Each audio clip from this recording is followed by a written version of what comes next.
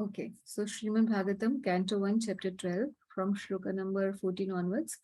But हम लोग थोड़ा सा रिकैप करेंगे पहले क्योंकि बहुत लंबा गैप आ गया है in Kartik. Let's do Pranati and then we'll start. नमो विष्णु पादाय कृष्ण प्रेष्ठाय भूतले श्रीमते भक्ति वेदांत स्वामिनिति नामिने नमस्ते सरस्वते देवे गौरवाणी प्रचारिणे निर्विशेष शून्यवादी पाश्चात्य देशतारिणे जय श्री कृष्ण चैतन्य प्रभु नित्यानंद श्री अद्वैत गदाधर शिवासादि गौर भक्त वृंद. ओम नमो भगवते वासुदेवाय. ओम नमो भगवते वासुदेवाय. ओम नमो भगवते वासुदेवाय. नारायणं नमस्कृत्यां नरं चैव नरोत्तमं देवीं सरस्वतीं व्यासं ततो जयमुदीरयेत्. नष्टप्रायेषु भद्रेषु नित्यं भागवत सेवया भगवती उत्तम श्लोके भक्तिर्भवति नैष्ठिकी. भागवतम.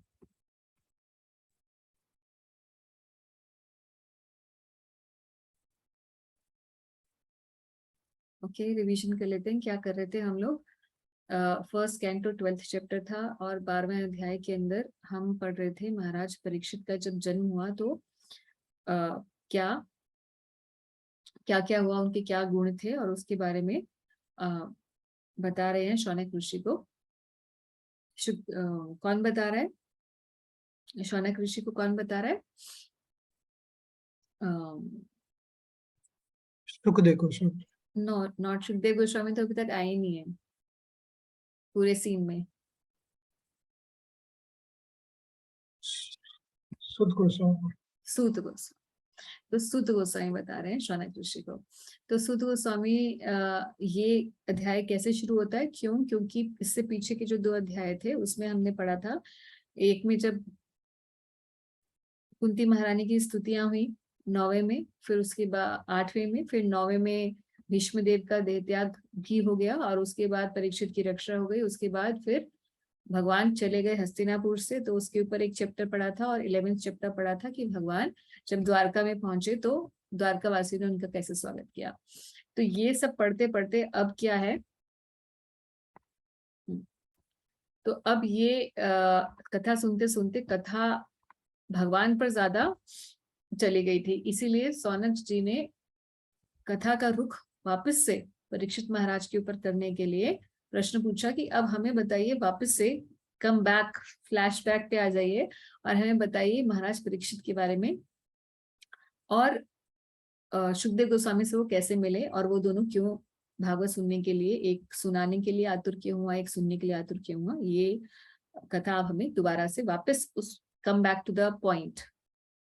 तो शौनक ऋषि के इस आग्रह के ऊपर फिर सुध गोस्वामी ने बताना शुरू किया. सबसे पहले ही बताया परीक्षित महाराज के जन्म से कथा शुरू हो रही है. तो ये जन्म की कथा अब कैसे शुरू हो रही है, बीच में 3-4 अध्याय भगवान पर आ चुके थे. तो कथा का जो सीक्वेंस है वो ये है कि जब भगवान ने परीक्षित की रक्षा की तो उसके बाद कुंती महारानी ने प्रार्थना की उनसे, कुंती महारानी की स्तुतियां हुई और फिर भगवान जब गए उससे पहले कुछ समय रुके जब तक इनका बर्थ हुआ, महाराज परीक्षित का जन्म हुआ और ये सब संस्कार हुए और उसके बाद फिर भगवान यहाँ से प्रस्थान किए. तो उस समय में ये सब जो जो घटनाएं हुई थी, अब ये क्रम से नहीं लिखी गई हैं भागवत में, क्योंकि पहले अध्याय कुछ आ गए, भगवान के जाने के अध्याय आ गए और ये कथा फिर से वो आ गई है उसी फ्लैशबैक टाइम की जब कुंती महारानी ने स्तुति किए थे. तो कभी इसके इवेंट्स के जो सीक्वेंस है उसमें आप लोग कंफ्यूज मत होइएगा. तो अब शौनक ऋषि ने जब पूछा महाराज परीक्षित के बारे में तो फिर सुध गोस्वामी ने बताना शुरू किया कि कैसा सबसे पहले युधिष्ठिर महाराज के बारे में बताया कि कैसा उनका राज्य था, युधिष्ठिर महाराज का राज्य था कैसा था, और फिर भगवान ने परीक्षित की रक्षा कैसे की और परीक्षित ने भगवान के कैसे दर्शन किए गर्भ में, ये हमने पढ़ा था. और उसके बाद फिर हमने पढ़ना शुरू किया था 12वें श्लोक से कि कौन कौन सी सेरेमनीज हुई थी और उसमें हमने भगवान ने जब परीक्षित की रक्षा की और पैदा हुए परीक्षित महाराज, तो किस प्रकार से पांडवों ने, क्योंकि he was the last heir जो बच गया था, मेल हायर, तो किस प्रकार से वो अलग अलग उनके जन्म पर क्या क्रियाएं कर रहे हैं, इस बात को बता रहे। तो सेरेमनीज क्या हो रही हैं ये डिस्क्राइब होंगी।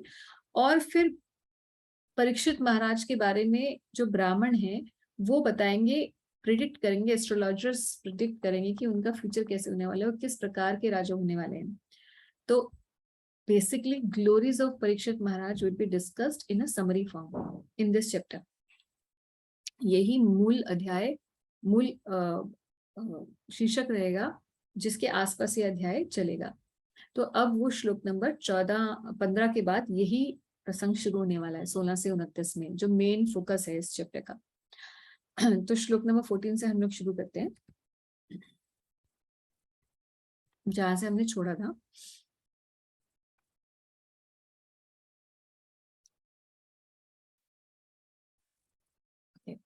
Upon the birth of a son, king who knew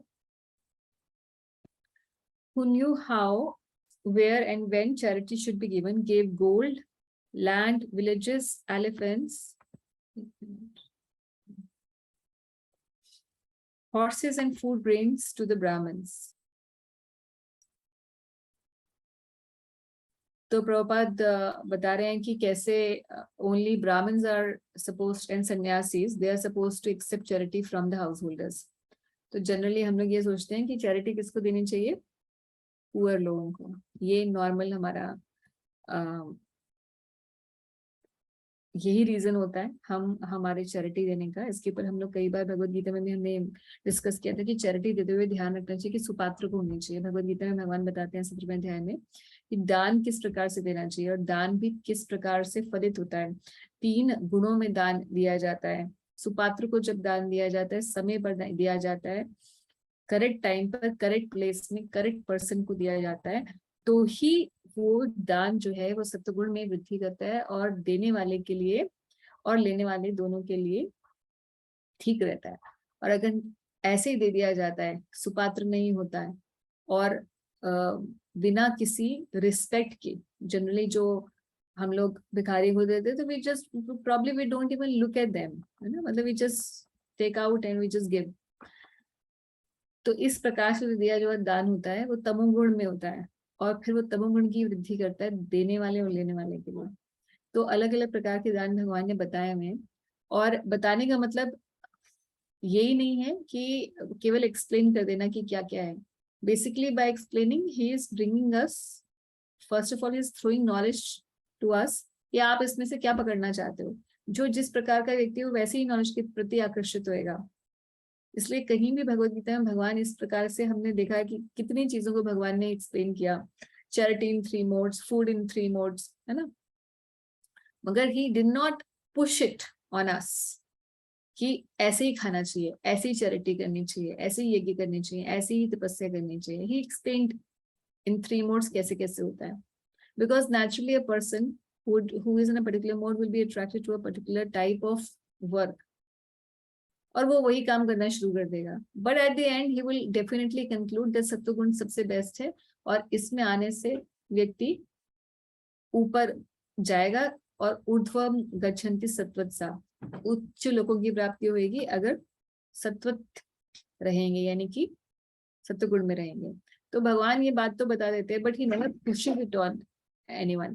तो यहाँ पर प्रभुपाद जी इसी बात को दोबारा से एक्सप्लेन कर रहे हैं कि ब्राह्मण और सन्यासी से ऑथराइज है चैरिटी एक्सेप्ट करने के लिए। और जितने भी ये ओकेजन्स होते हैं, संस्कार होते हैं, गृह प्रवेश होता है, जो भी संस्कार होते हैं, ये जो भी इस प्रकार के कर्म होते हैं जो गृहस्थों के लिए बहुत ज्यादा जरूरी है, उन टाइम्स पर हमें चैरिटी करनी चाहिए। और यही चैरिटी पांडवों ने भी की बच्चे के जन्म पर। और प्रभुपाद यहाँ प्रभुपाद यहाँ एक्सप्लेन कर रहे हैं, हाँ, एक इम्पॉर्टेंट कॉन्सेप्ट वही कि दरिद्र Narayan is a misconception of the supreme lord by unauthorized person and is never to be found in the shastras as the object of charity। लोग बोलते हैं ना दरिद्र नारायण, पता नहीं ऐसे क्यों बोलते हैं भाई, भगवान लक्ष्मीपति है, दरिद्र नारायण कैसे हो जाएंगे, नारायण कैसे दरिद्र हो सकते हैं। बट दरिद्र लोगों को वो देना चाहते हैं, दान देना चाहते हैं, ताकि उनके पास लौट के लक्ष्मी आए, because they are doing something good. But if they are actually wanting to get Lakshmi, then this is not the way to do charity. Anyways, तो प्रभुपाद यहाँ बता रहे हैं कि भक्तों के लिए भी इम्पोर्टेंट है, और क्योंकि भगवत गीता भागवतम के पर्पस जो है मेनली फोकस्ड ऑन डिवोटीज होते हैं, इस प्रकार के जब प्रसंग आते हैं, तो प्रभुपाद जी हमेशा बोलते हैं कि भक्तों, स्पेसिफिकली जो गृहस्थ भक्त होते हैं, उन लोगों के लिए जरूरी है कि वो इस प्रकार से संस्कार जो है उनको करें। और संस्कार करने का तरीका ऐसा नहीं है कि अब हम किसी, जब हम ऐसे बोलते हैं कि हमें संस्कार ये करने चाहिए या हमें इस प्रकार से चैरिटी करनी चाहिए, तो कई बार हम डिवोटीज कंफ्यूज हो जाते हैं कि हमें कैसे चैरिटी करनी है, या हम कहाँ से किसी को पकड़ के लेके आएंगे जो संस्कार करेगा। और क्या हमें जब संस्कार करने चाहिए, तो जनरली संस्कारों में देवी देवताओं की भी पूजा होती है, तो हमेशा कंफ्यूजन यही बनी रहती है कि क्या हमें संस्कार करते वक्त किन चीजों का ध्यान रखना चाहिए ताकि हमारी कृष्ण भक्ति में कोई विघ्न ना आए। क्योंकि वैसे तो भक्ति के पद पे हमें भगवत गीता बता रही है कि देवी देवताओं की पूजा नहीं करनी चाहिए, मगर जब संस्कारों की बारी आती है तो वहीं पर ही हम देखते हैं कि जैसे ही हम किसी पंडित जी को बुलाते हैं तो वो अपने आप देवी देवताओं की भी स्थापना करता है, कलश स्थापना करता है, और भी बहुत सारी विधियां होती हैं जो कि हो सकता है कि हमारे जो भक्ति की लाइन की प्रिंसिपल्स है उनसे मैच ना करें। तो इस केस में हमें क्या करना चाहिए, इसी को ध्यान में रखते हुए गोपाल भट्ट गोस्वामी, जो कि हमारे श्री गोस्वामी में से हैं, उन्होंने ये सत्क्रिया सार दीपिका लिखी है पुस्तक, जो कि वैष्णव भक्तों के लिए किस प्रकार से संस्कार करने चाहिए उसके बारे में है। तो ऐसे बहुत सारे इस्कॉन के डिवोटीज भी हैं जो कि संस्कार करवाते हैं। जैसे किसी को कोई भी संस्कार करना हो अपने घर में, करवाना हो बच्चों के लिए, या कोई भी अंत्येष्टि है या गृह प्रवेश, तो खैर संस्कार नहीं होता, बट इन जनरल कोई पूजा इस प्रकार की करवानी होती है, तो बहुत सारे डिवोटीज हैं जो कि डिवोशनल तरीके से संस्कारों को करते हैं या पूजाओं को संपन्न करते हैं, जो कि हम गृहस्थों के लिए एवरीडे इम्पोर्टेंट है, जिसमें ना ही हमें देवी देवताओं की पूजा करनी पड़ती है, और साथ ही साथ भगवान के नाम और कीर्तन और विधिवत यज्ञ इत्यादि के द्वारा ये चीजें संपन्न की जा सकती है। हैंड रेज है हेमंत प्रभु, आपका कोई क्वेश्चन है? माता जी यही पूछना था कि जैसे कई सारे मतलब हमें मिलते हैं लोग, they want to donate something and they usually donate in some like कोई संस्था है कि जो लोगों के लिए मतलब अपाहिज लोगों के लिए टांगे या हाथ में आती है, they want to do it like this only, so Cry, how this, that. and they want to do it like this, but how we can improve it in such a way that it मतलब gives maximum benefit to them, like if they want to do it in, can we add something to this their process so that they get some devotional benefit? तो प्रभु जी कुछ तो हम लोग ऐसे कर ही रहे हैं, जैसे कई लोग जो अन्नदान करना चाहते हैं तो उनको हम फूड फॉर लाइफ के थ्रू अन्नदान करवा देते हैं। Hmm so that is one way जिसको लोग बहुत ज्यादा अप्रिशिएट करते हैं इस्कॉन के इस फोकस को। इसमें बहुत सरल भी है, क्योंकि वो अन्नदान तो करना ही चाहते हैं, अन्नदान नॉर्मली करेंगे, हम उसी को भोग लगा के भगवान को देते हैं तो प्रसाद हो जाते हैं, तो हम उसे भक्तिमय रूप से लोगों को प्रेजेंट कर देते हैं। मगर जहाँ पर ऐसे आ जाए किसी को चैरिटी करनी हो ओनली फॉर लाइक अपाहिजों के लिए या छोटे बच्चों की एजुकेशन के लिए etcetera etcetera, then I don't think this is our society, then it is not a platform for charity, because that's not, Prabhupada ji ने strictly मना किया कि we are not here for social work. Our main focus is give Krishna consciousness, because if we do that, everything will be sorted out by itself.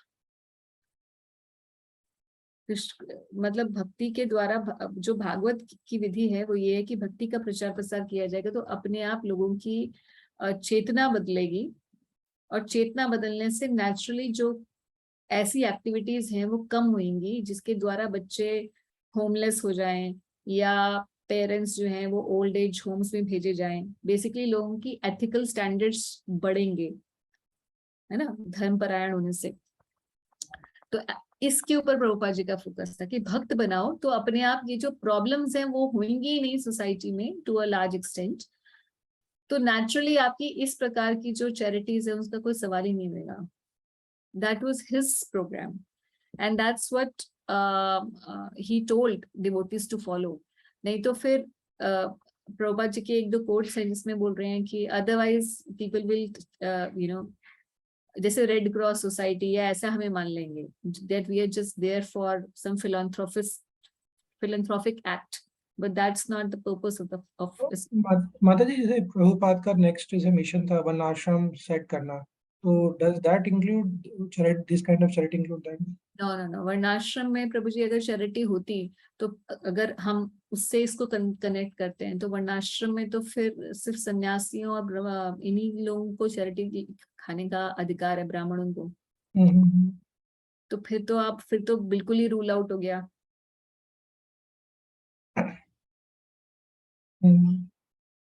क्योंकि ये पायस activities के category में आ जाती हैं चीजें। They are pious activities, but we are not here for propagation of just the pious activities. We are here to propagate the point that एक कर्म बंधन किस प्रकार से रोका जाए, पुण्य और पाप दोनों ही। तो हाँ, फिर then somebody can say that then how ISKCON is helping the society or giving back to society. So basically by propagation of spiritual knowledge. Yes. Which will raise the ethical standards, which will curb the problem from the from the root level, grassroots level, rather than just superficial, level.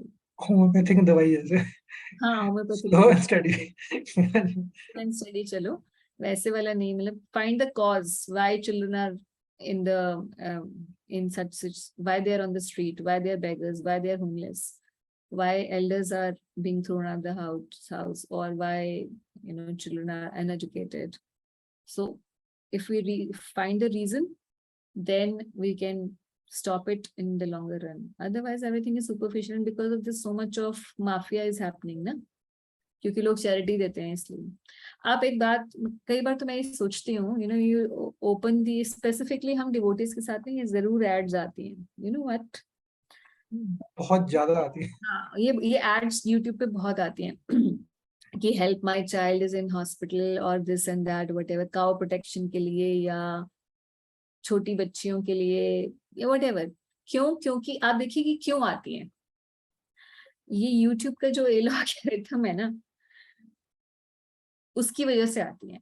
हम लोग YouTube पे क्या सुनते हैं, कुछ भी भक्तिपूर्ण हम सुनते हैं, ऐसी चीजों को देखते हैं ना।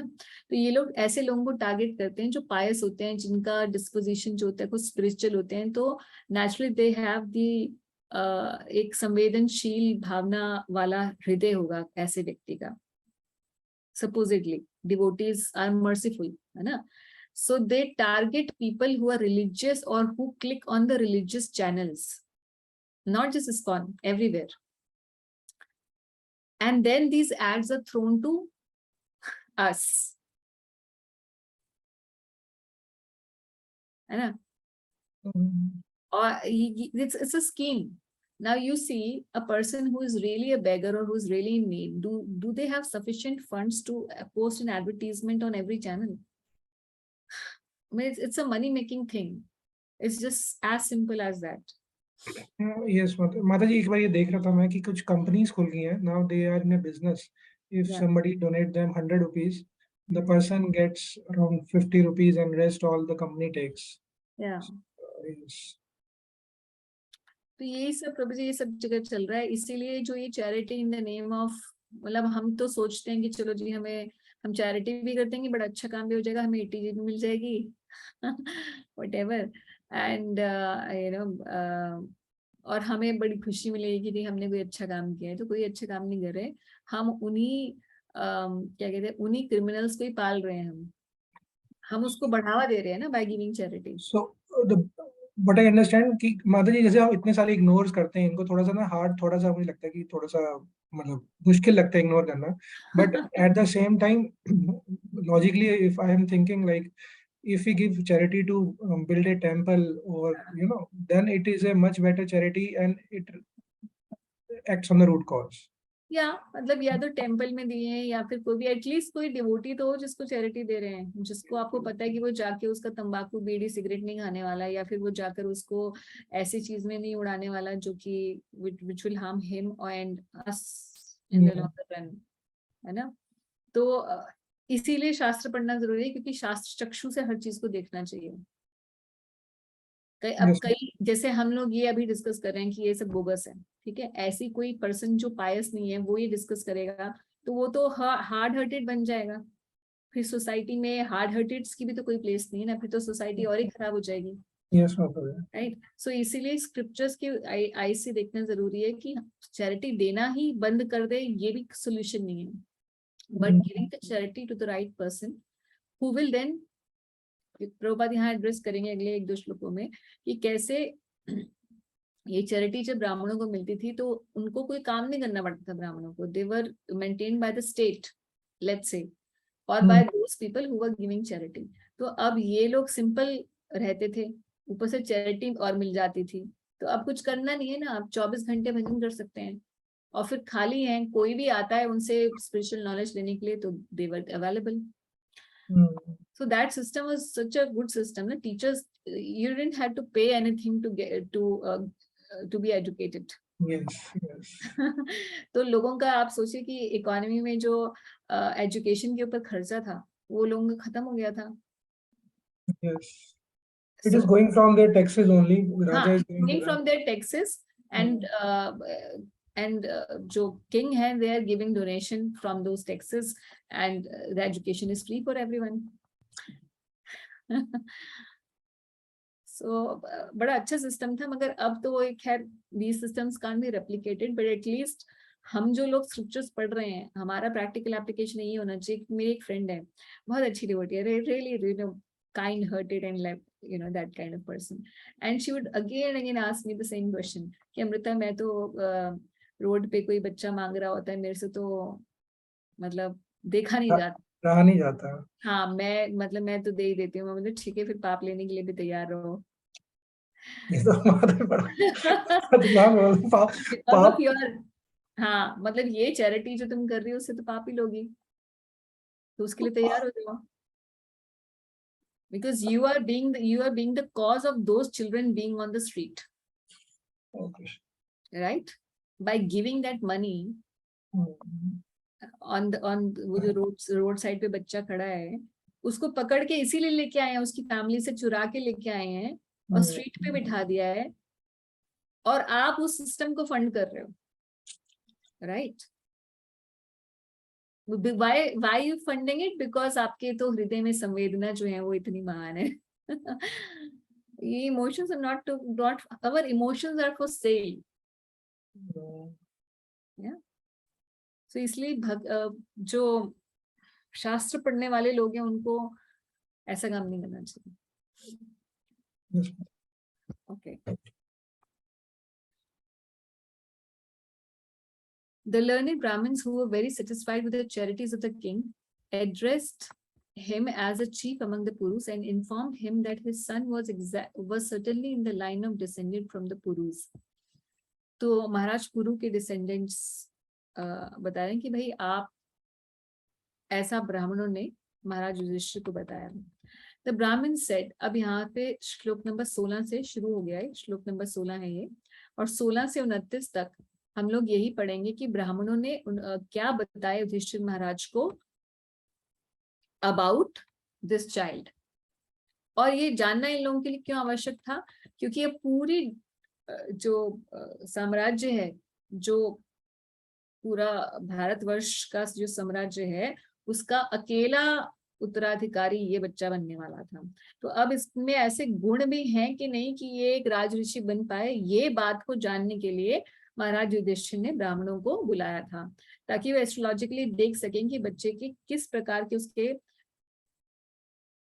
उसका डिस्पोजिशन रहने वाला है, क्या वो धर्मपरायण रहने वाला है कि नहीं। That is the main idea. तो अब ब्राह्मण बताना शुरू करेंगे महाराज परीक्षित के बारे में युधिष्ठिर जी को। This spotless son is restored by the all-powerful and all-pervasive Lord Vishnu, the personality of Godhead, in order to oblige you. तो बता रहे हैं कि इसको भगवान ने बचाया किस लिए, आपके लिए, क्योंकि आपको oblige करना था। भगवान क्यों oblige करेंगे युधिष्ठिर महाराज को, क्योंकि उनके भक्त हैं, भक्तों को तो भगवान oblige करते ही करते हैं, जैसे क्योंकि there is a relationship। घर वालों को लोग क्या करते हैं, मतलब घर में किसी ने बोला ये कर दो तो आप करते ही करते हैं क्योंकि आपके घर का है। उसी तरीके से हम भगवान, we are same family with Krishna, so Krishna always protects his devotees. he was saved when he was doomed to be destroyed by an irresistible supernatural power. तो प्रभुपाद यहाँ बता रहे हैं कि 2 रीजन थे भगवान ने क्यों बचाया. एक तो यही बात थी, द फर्स्ट इज कि वो प्योर डिवोटी भगवान का. तो परीक्षित महाराज खुद भी प्योर डिवोटीज थे, फैमिली भी प्योर डिवोटीज की थी, and he had to oblige his devotees Pandavas. That's why he saved. And the second was, भगवान चाहते नहीं थे कि भाई इतनी मुश्किल से मैंने इतना युद्ध करवाया, सब कुछ करवाया, सब इतना तामझाम हुआ, सिर्फ इसलिए हुआ कि एक धार्मिक राजा जो है वो गद्दी पे बैठा रहे. अब वो उस वंश को भी तो चलाना भी तो जरूरी है ना. नहीं तो इतना सब कुछ करने के बाद अब युधिष्ठिर महाराज तो भगवान की ऑलमोस्ट एज के थे, है ना, थोड़े से बड़े ही थे. तो अब कुछ समय में तो इनको डिसअपियर होने वाला था, तो आगे डायनेस्टी कौन चलाएगा, इसके लिए भी. So the second reason is that child was the only surviving male descendant of the Puru now. So he wants to continue the line of pious kings to rule over the earth as his representatives for actual progress of a peaceful and prosperous life. तो भगवान ने बचाया तो, मगर अब young age में ही. अब कोई प्रश्न पूछ सकता है कि अगर ऐसा था तो फिर बहुत लंबा जीना चाहिए था महाराज परीक्षित को, मगर महाराज परीक्षित के होते होते ही कलयुग आ गया, और महाराज परीक्षित भी बहुत लंबा नहीं समय चले, मतलब आयु के पर्सपेक्टिव से बहुत लंबे नहीं चले. तो फिर क्या, फिर ये सब तामझाम की क्या जरूरत थी. मगर ये बात सही है कि कलयुग आ गया था, मगर बहुत लंबे समय तक फिर महाराज जो परीक्षित थे उनके बेटे महाराज जन्मेजय हुए, और उनसे फिर आगे भी जो लीनेज चलती रही, तो काफी लंबे समय तक सेंटली किंग्स का रूल चलता रहा, जिसको बाद में भागवतम में 12वें स्कंद में एक्सप्लेन किया जाएगा. तो next generation of pious kings चलाने के लिए भी भगवान ने परीक्षित की रक्षा की. और for this reason this child will be well known in the world as the one who is protected by the supreme personality of Godhead. Oh most fortunate one, there is no doubt that this child will become a first class devotee and will be qualified with all good qualities. तो ब्राह्मण बता रहे हैं कि भाई ये बच्चा famous होगा.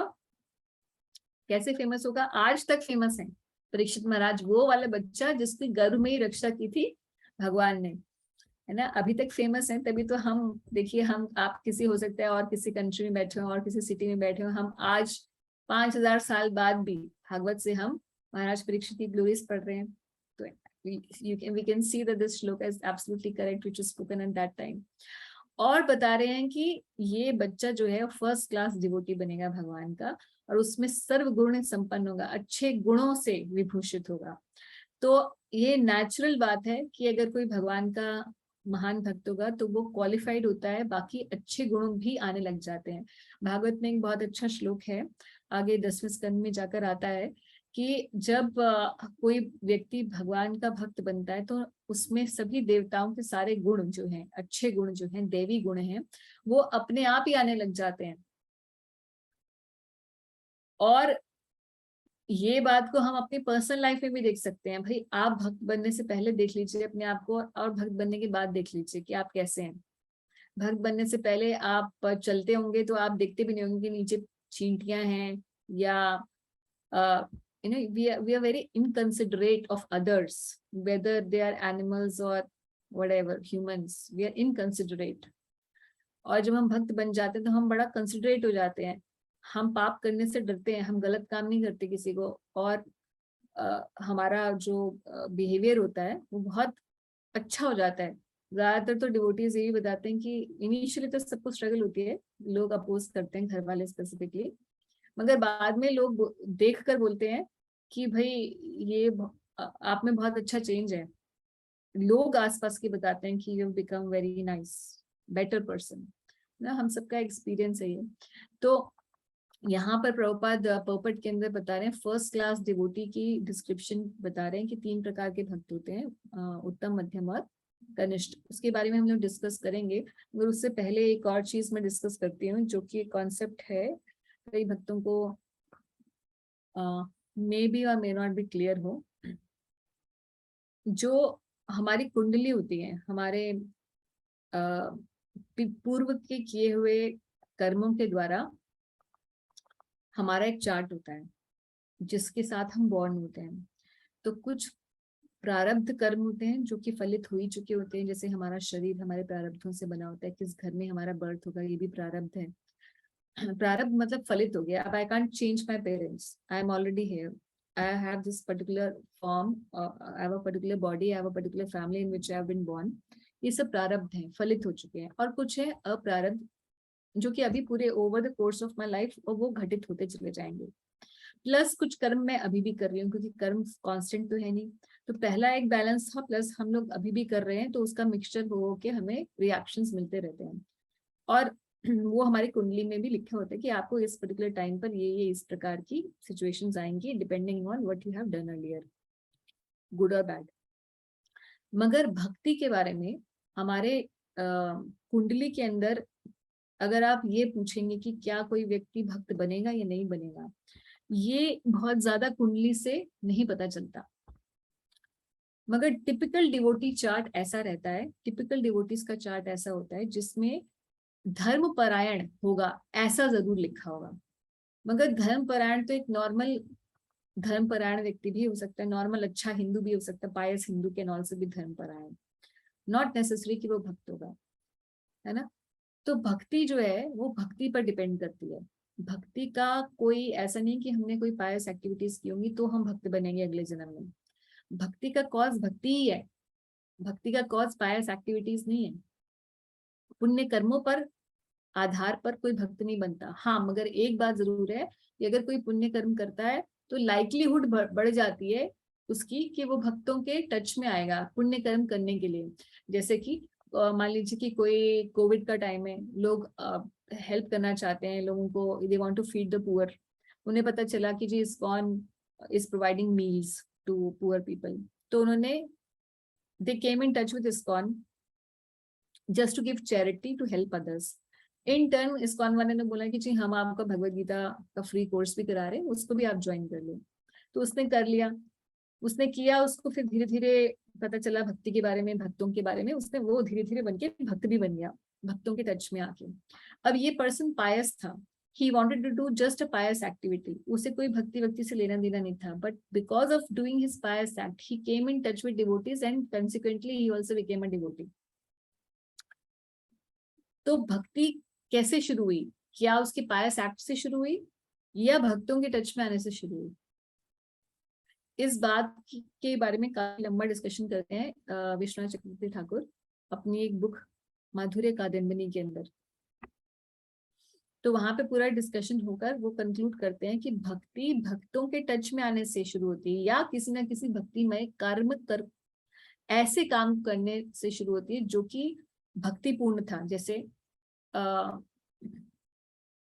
कि यही एग्जाम्पल मैंने जैसे दिया कि उसने करना तो चैरिटी था जो कि एक नॉर्मल पायस एक्टिविटी है, मगर क्योंकि उसने लोगों को प्रसाद बांटा through his act unknowingly even, so he did a activity of भक्ति। भक्ति स्टार्ट करके ही भक्ति उसे मिल गई, भक्तों के टच में आने से भक्ति मिल गई। तो कॉज ऑफ भक्ति इज भक्ति, नॉट अ पायस एक्टिविटी। इसी तरीके से हम देखें कई बार कोई बहुत ही नशेड़ी, बहुत ही ड्रग एडिक्ट, इस टाइप के भी लोग होते हैं, मगर somehow they come in touch with devotees and they become devotees।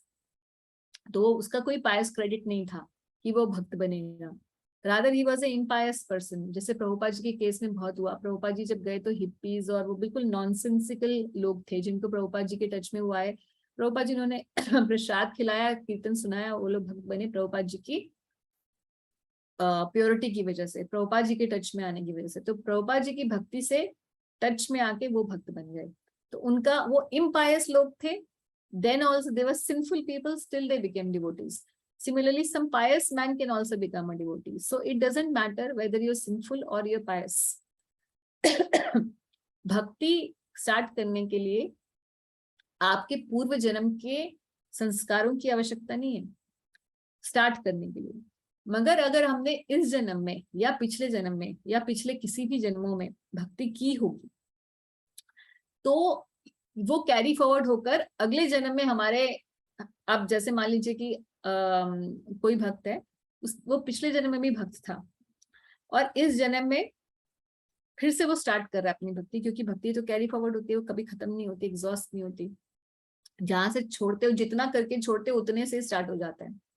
तो नेचुरली आपकी इंक्लिनेशन होगी, उस व्यक्ति की नेचुरल इंक्लिनेशन भक्ति की तरफ होगी। वो भक्तों की समाज में जाने के लिए, वो भक्ति के ग्रंथ पढ़ने के लिए उसका नेचुरल इंक्लिनेशन होगा, बचपन से ही होगा या किसी एक पर्टिकुलर टाइम पर ब्लूम कर जाएगा वो चीज। तो फिर उसके चार्ट में लिखा होगा क्या कि वो भक्त बनेगा?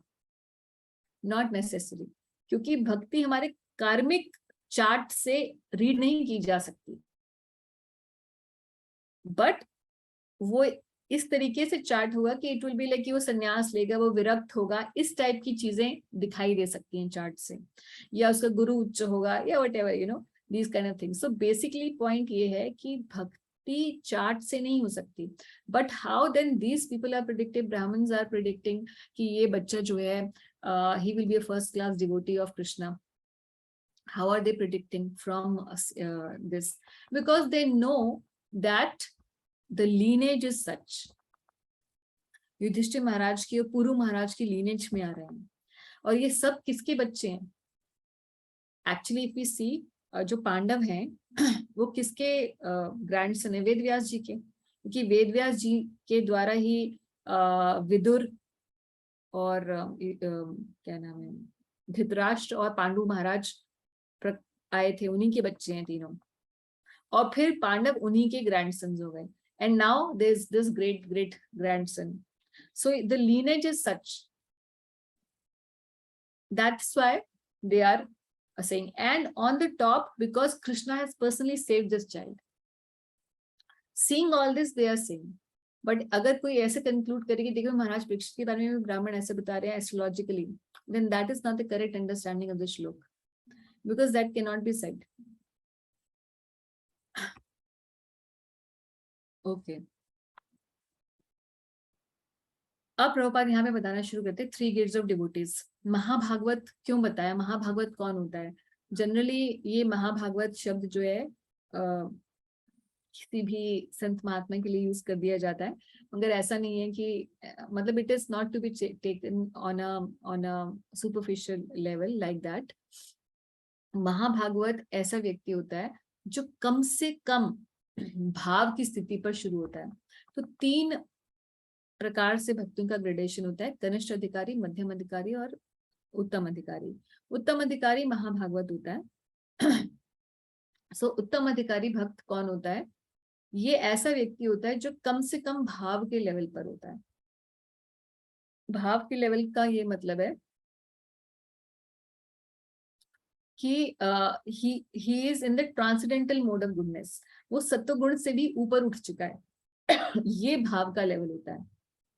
भाव के लेवल पर ट्रांसेंडेंटल मोड ऑफ गुडनेस, ये भगवान की स्वरूप शक्ति डिसेंड होती है उस पर्सन के ऊपर. दैट इज द भाव लेवल. फिर उसकी बहुत चर्चा है नेक्टर ऑफ डिवोशन के अंदर, आप पढ़ सकते हैं कि भाव भक्ति के लेवल पर कैसे कैसे गुण उस व्यक्ति के अंदर प्रकट होते हैं. भगवत गीता में भगवान 5.18 श्लोक है जिसमें भगवान बता रहे हैं कि जो पंडित होता है वो समदर्शी होता है. आपने वो श्लोक पढ़ा होगा 5.18, जिसमें भगवान कह रहे हैं कि जो एक पंडिता समदर्शी नाम, जो किसी गाय को, किसी ब्राह्मण को, किसी चंडाल को, सबको एक लेवल पर देखता है, समदर्शी हो जाता है. क्यों इस लेवल पर देखता है? क्योंकि वो सोल के लेवल पर खुद होता है और सबको सोल के लेवल पर देख सकता है. Not simply theoretically, but by his realization he can understand that everybody is a part and parcel of Krishna. ये बात को भगवान भगवद गीता के अंदर बताते हैं, समदर्शिना वाला जो महाभागवत का लेवल है. तो उत्तम अधिकारी ये वो व्यक्ति है जिसके बारे में इवन स्थित प्रज्ञ के कुछ श्लोक हैं जो भगवद गीता के अंदर 2.59 के आसपास के जो श्लोक हैं, स्थित प्रज्ञ कैसा व्यक्ति होता है, जब अर्जुन पूछते हैं तो वहां पर भी डिस्क्रिप्शन आती है महाभागवत की. तो सबसे पहले प्रभुपाद बताते हैं यहाँ पे कि कनिष्ठ अधिकारी कौन होता है. सबसे नीचे वाला कनिष्ठ अधिकारी का दूसरा इंग्लिश में प्रभुपाद जी कई जगह ट्रांसलेट करते हैं एज नियोफाइट डिवोटी. नियोफाइट या फिर मेटीरियलिस्टिक डिवोटी. इसे हिंदी में या संस्कृत में प्राकृत भक्त भी कहते हैं। प्राकृत का मतलब ये है कि अभी भी तीनों प्रकृति के गुणों में वो स्थित है। He is affected by the lower modes of nature. तो प्राकृत भक्त रजोगुण और तमोगुण से भी लिपटा हुआ है, सत्वगुण में भी नहीं आया अभी अच्छे से। एंड बिलीव मी और not, most of the devotees will fall in this category, कनिष्ठ अधिकारी की कैटेगरी में। और हम भी अपने आप में देख सकते हैं कि हम लोअर मोड से अभी भी इफेक्ट होते हैं। अगर हम अपने आप को ये जज कर लेते हैं, हर किसी को अपने आप को खुद ही जज करना है, क्या अभी भी मैं तमोगुण और रजोगुण के अंदर आता हूँ, उससे इफेक्ट होता हूँ, तो मैं कनिष्ठ अधिकारी हूँ टेक्निकली। अब कनिष्ठ अधिकारी की ये तो मैंने एक डेफिनेशन बताई गुणों के आधार पे। मध्यम अधिकारी कौन है? जो सत्वगुण में स्थित हो चुका होता है। और भाव भक्त जो उत्तम अधिकारी है वो है जो कम से कम भाव भक्ति के लेवल पर है। इसका मतलब है कि वो सत्वगुण से भी ऊपर ट्रांसेंडेंटल मोड ऑफ गुडनेस में आ गया है। अगर गुणों के आधार पे पूछा जाए तो ये तरीका है जज करने का कि कौन किस लेवल पर है। और भी मध्यम, उत्तम और कनिष्ठ की कई जगह अलग अलग डेफिनेशंस दी गई हैं। मतलब अलग अलग डेफिनेशंस का मतलब ये नहीं है कि अलग अलग अंडरस्टैंडिंग है, बल्कि उसी अंडरस्टैंडिंग को अलग अलग एस्पेक्ट से बताया गया है। जैसे कि यहाँ बता रहे हैं, those who go to the temple of the Lord and offer worshipful respect to the deity without sufficient knowledge in the theoretical science and therefore without any respect for the devotees of the Lord is called a materialistic devotee. तो कहने का मतलब ये है कि कनिष्ठ अधिकारी वो होता है, वो भक्त होता है, या प्राकृत भक्त वो होता है जो मंदिर में तो जाता है, उसे भगवान में तो बहुत श्रद्धा है, भगवान के सामने जाएगा, प्रणाम करेगा, मंदिर में भी अच्छे से झाड़ू मारेगा, बड़े अच्छे से चरणामृत लेगा, दान भी कराएगा, जन्माष्टमी में भी जाएगा। तो ऐसे बहुत सारे लोग आपने देखे होंगे, मगर उन्हें ये नहीं पता, उसको थ्योरेटिकल अंडरस्टैंडिंग नहीं पता। थ्योरेटिकल मतलब उसने भगवत गीता या ऐसे हो सकता है पढ़ता भी हो, मगर वो ये नहीं समझ पाया कि भगवान के भक्त भगवान से ज्यादा इंपॉर्टेंट है। तो भक्तों के साथ हो सकता है इसका रिलेशनशिप अच्छा ना हो, भगवान में तो उसकी पूरी निष्ठा है, मगर अभी उतनी ही निष्ठा भक्तों में नहीं आ गई है। तो ऐसे देखते हैं हम, कई बार हम बहुत लोगों को प्रचार करते हैं तो टिकते वही है जिनकी भक्तों में भी आस्था हो जाती है, वैसी ही जैसे भगवान में आस्था होती है, वही टिक के आगे जा पाते हैं। और जो भक्तों में फॉल्ट्स निकालने लग जाते हैं वो वहीं पर ही रह जाते हैं, या फिर या तो कनिष्ठ अधिकारी के लेवल पर ही चलते रहते हैं बहुत सालों तक, या फिर भक्ति छोड़ के चले जाते हैं, क्योंकि उनको लगता है अरे ये भक्त कौन से स्पेशल है। मगर ये सोचा जाए, हो सकता है कि भक्त दिखने में उसकी कोई इतनी स्पेशल ना हो, हमें लगे कि बाहर वालों जैसे ही तो ये भी नॉर्मल खा पी रहे हैं, इनका भी जॉब है, इनका भी घर गृहस्थी, बच्चे हैं। But the focus of this person devotee is one who has made Krishna the goal of his life. He may not be able to do everything fully at the right now, but still, because Krishna is the goal of his life, he is a special soul. In Krishna's eyes, he is very special.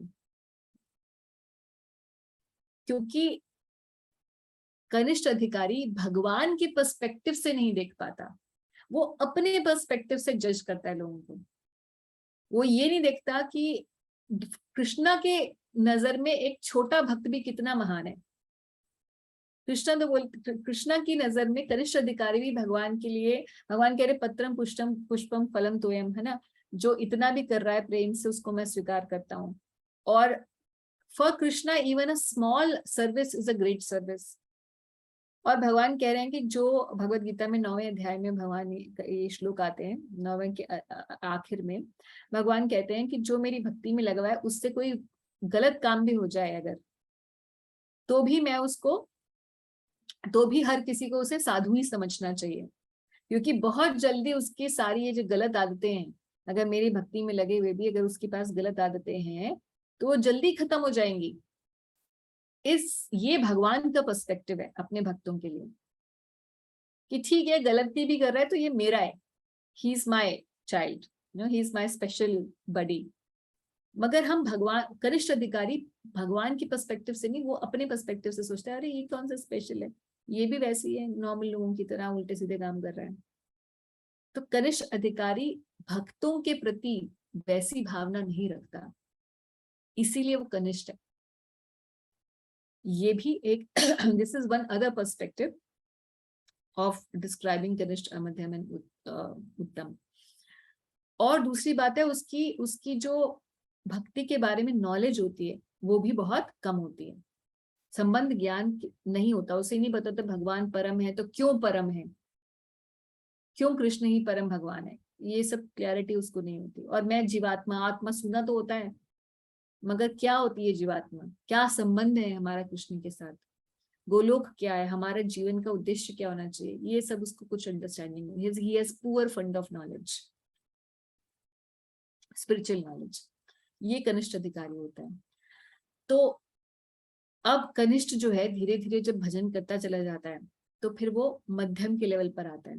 तो मध्यम का level जो है वो निष्ठा से शुरू होता है। तो मध्यम अधिकारी क्या करता है, उसकी क्या ट्रेट्स होते हैं? The devotee who has developed genuine service mentality for the Lord. तो जो सेकंड क्लास डिवोटी है यानी कि जो मध्यम अधिकारी है, उसके चार तरीके से वो भेद करता है। यहाँ लिखा हुआ है इंग्लिश में, एक्चुअल में ये जो पूरा पर्पट है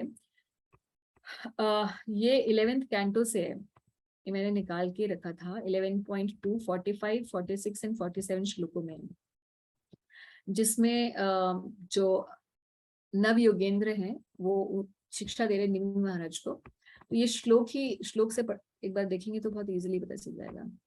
एन इंटरमीडिएट और सेकंड क्लास डिवोटी कॉल्ड मध्यम अधिकारी, ये मैं 11th कैंटो से पढ़ रही हूँ, 11.246 है ये। 4 लोगों में भेद करता है, 4 प्रकार से उसका उसने डिवाइड कर रखा होता है कि इसके साथ ऐसे करूंगा, इसके साथ ऐसे, इसके साथ ये, वो क्लासिफाई करता है। कैसे? फर्स्ट, उसका जो प्रेम है, he offers his love to the supreme personality of godhead. प्रेम उसका रिजर्व होता है भगवान के लिए, और किसी से प्रेम नहीं है, सिर्फ कृष्ण से प्रेम है। मतलब कृष्ण का मतलब फिर Radha Rani and everybody is included in that. Is a sincere friend to all devotees of the lord. भगवान के भक्तों से ही फ्रेंडशिप करेगा, यानी कि love repose in Krishna, friendship repose in devotees of the lord. And as far as the ignorant people and innocent people are concern, उनके लिए वो क्या करता है? He shows mercy to ignorant people who are innocent, यानी कि उनको प्रचार करता है। जो उसको लगता है कि ऐसे लोग हैं जो भोले भाले हैं, जिनको अज्ञान है, अभी पता नहीं है भगवान के बारे में, तो उसे ज्ञान देने की कोशिश करता है। And fourth, he disregards those who are envious of the supreme personality of godhead. जो भगवान से घृणा करते हैं, द्वेष करते हैं, या फिर चैलेंजिंग मेंटालिटी के साथ बोलते हैं अरे कहाँ भगवद गीता में लिखा है, बताओ हमें, या वटेवर, जो चैलेंजिंग मेंटालिटी रखते हैं, उनके साथ वो क्या करता है? ऐसा नहीं कि उनके साथ लड़ाई करके बैठ जाता है, he just simply disregards them, he ignores them, उनको एंटरटेन नहीं करता वो। तो ये 4 काम करने होते हैं इंटरमीडिएट डिवोटीज को, ये, और यही एक्टिविटी एज सच हर टीचर को भी करनी होती है। इंटरमीडिएट लेवल वो है, या मध्यम अधिकारी का वो लेवल है जो प्रचारक का लेवल है। एक अच्छे उन्नत प्रचारक का लेवल ये होता है, मध्यम अधिकारी का लेवल।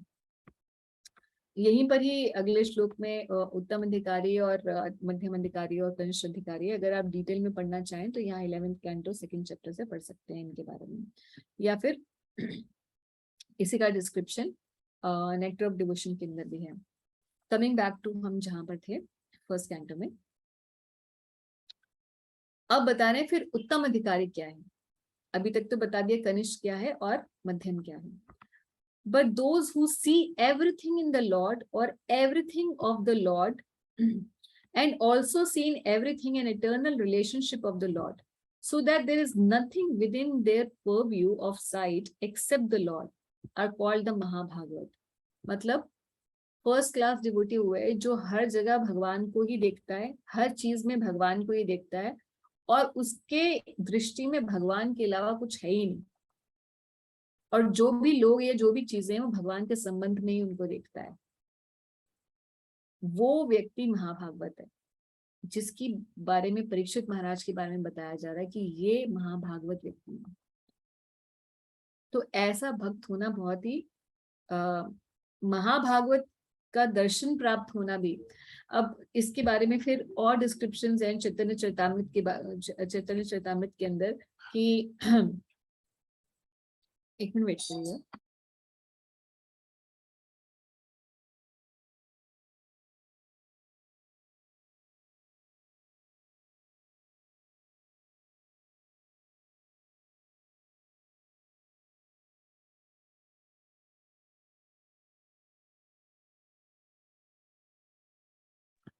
सॉरी। तो चैतन्य चरितामृत के अंदर महाप्रभु फिर और भी एक्सप्लेन कर रहे हैं अलग अलग और तरीकों से, तो कि किस तरीके से भक्तों में क्लासिफिकेशन हम कर सकते हैं। तो उसमें बताते हैं Mahaprabhu at one point he says कि महाभागवत या उत्तम अधिकारी वो भक्त है जिसको देखते ही दूसरे जो है हरि नाम लेने लग जाए, यानी कि किसी के दर्शन किए और उसके दर्शन का ही ऐसा प्रभाव है उस भक्त के कि आपके मुख से हरि नाम निकलने लग जाए। तो महाप्रभु कहते हैं कि जान लो कि यही व्यक्ति महाभागवत है।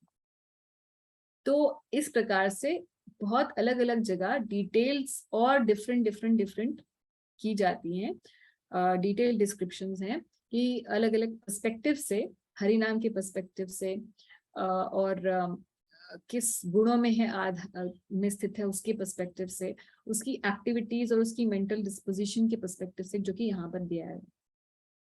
तो इस तरीके से दिया गया है कि कहाँ पर भक्ति की किस सीढ़ी पे कौन है उसके हिसाब से भी। तो इस प्रकार से कनिष्ठ, मध्यम और उत्तम है ये डिस्क्रिप्शन है। और परीक्षित महाराज के बारे में लिखा हुआ है कि ये महाभागवत भक्त हैं। और प्रभुपाद यहाँ एक बड़ी अच्छी बात लिख रहे हैं, कह रहे हैं devotee who may be in any of these categories is automatically qualified by all good qualities। तो ऐसा नहीं है कि सिर्फ महाभागवत में ही बहुत अच्छी क्वालिटीज है। प्रभुपाद कह रहे हैं कि कोई भी भक्त हो, चाहे वो कनिष्ठ अधिकारी भी क्यों ना हो, तो एक कनिष्ठ अधिकारी के में भी सर्व गुण संपन्न होने के लिए ही इज ऑटोमेटिकली क्वालिफाइड। क्यों? कोई बता सकता है कि ऐसा क्यों है? वो तो सिर्फ कनिष्ठ अधिकारी है still, then why it is so that he is also automatically qualified for all good qualities? What is your thought about it? माता जी, प्रभुपाद का कोड याद आ रहा है, कुछ ऐसे कैलेंडर से था कि we are not perfect, but because we are following the perfect, so we are perfect. Yeah, that's also so. All the devotees are following Krishna, right? Matlab, we are following either our spiritual masters, of course, but and he's also following Krishna. Ultimately, we are following Krishna. So, क्योंकि कृष्ण परायण ये बन गया, उसने जो कनिष्ठ अधिकारी है वो भी कृष्ण को मानने लग गया कि हाँ ये मेरे इष्ट हैं, इन्हीं की मुझे सेवा करनी है ना, ही is my lord. Simply this is a big qualification. क्यों? क्योंकि भगवद गीता में भगवान ही कह रहे हैं कि बहु नाम जन्मना मनते ज्ञानवान माम प्रपद्यते। बहुत बहुत जन्मों के बाद ज्ञानवान माम प्रपद्यते, वो मेरी शरण में आता है जो ज्ञानी है। और वासुदेवम सर्वमिति स महात्मा सुदुर्लभा।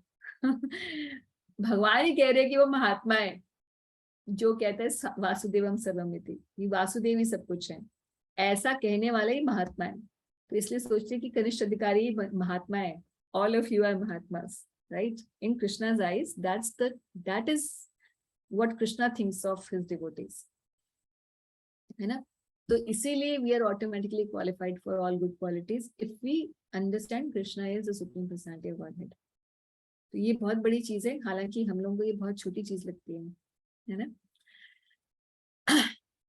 From Krishna's perspective, this is a great thing। इसीलिए भक्तों में अपने आप अच्छे गुण आने लग जाते हैं। और फिर हम जब हरि नाम लेते हैं तो भगवान का संग करते हैं, क्योंकि भगवान का संग करते हैं तो अपने आप भगवान के गुण जो है हमारे अंदर आने लग जाते हैं। Association is everything. हम भक्तों के एसोसिएशन तो लेते ही हैं, मगर फिर हम 1.5-2 घंटे रोज भगवान के एसोसिएशन भी ले रहे हैं उनके नाम के रूप में। और सोचिए कि अब कृष्ण की एसोसिएशन कोई लेगा तो वो कैसा हो जाएगा? He'll be great, By following Krishna, we become great. So as Prabhuji just said, कि we are falling great. By falling great, we also become great. Prabhupada यहाँ पे एक और चीज बता रहे हैं कि जिस फैमिली में महाभागवत जन्म लेता है, the family in which a Mahabhagavad takes place is fortunate because due to the birth of a first great devotee, the members of the family, past, present and future, up to 100 generations become liberated by the grace of Lord out of respect for his beloved devotee. तो सोचिए कि अगर कोई भक्त अच्छा भक्त बन जाए अगर हम, तो इससे बड़ी सेवा अपने पूर्वजों की, अपने माता पिता की और आगे आने वाली जनरेशन की, इससे बड़ी सेवा नहीं हो सकती। 100 पीढ़ियां तर जाती हैं ऐसे घर में जिसमें एक महाभागवत जन्म लेता है। तो कितनी बड़ी सेवा है ना जो हम कर सकते हैं अपने पूरे लीनेज की। सो that's a thing। और एक्चुअल में ये चीज 7वें स्कंद में नरसिंह भगवान बताते हैं प्रहलाद महाराज को। जब प्रहलाद महाराज से पूछते हैं कि प्रहलाद आपको क्या चाहिए मुझसे, तो बोलते मुझे कुछ नहीं चाहिए, अगर फिर भी आप कुछ अगर देना चाहते तो। हालांकि मेरे पिताजी जो थे वो he was like a villain, but he acted like a villain, but still because he was my father, so if you can excuse him, that's all that I am asking for। तो भगवान नरसिंह यही बताते हैं, क्योंकि आप महाभागवत है, जिस महाभागवत के जिस घर में महाभागवत आता है उसमें तो वो तो अपने आप ही उनका तो वो तो तर ही गया, कुछ और मांगो वो तो ऑटोमेटिकली हो गया है। तो महाराज परीक्षित के बारे में पहली बात बता दी ब्राह्मणों ने कि महान भक्त होंगे, महाभागवत भक्त होंगे भगवान के। तो युधिष्ठिर महाराज पूछते हैं, अच्छा ये तो सबसे पहली बात तो ये क्लियर हो गई कि भक्त होगा, जब भक्त होगा तो बाकी एवरीथिंग इज सेट, ये तो युधिष्ठिर महाराज को पता चल गया। अब युधिष्ठिर महाराज को पूछना था कि ये रूल कैसे करे, weather he will be a saintly king, क्योंकि भक्त तो ऐसे होते हैं, इसी वंश में बहुत सारे इनके ऐसे भक्त भी हुए जो सब कुछ छोड़ छाड़ के चले गए। तो महाराज युधिष्ठिर की अब शंका ये है कि O great souls, will he become as saintly a king, कि सेंटली किंग बनेगा, राज ऋषि बनेगा कि नहीं बनेगा। As pious in his very name and as famous and glorified in his achievements as others who appear in this great royal family। तो इस वंश में आए बाकी ग्लोरियस पर्सनालिटीज की जैसे ये रहेगा कि नहीं रहेगा।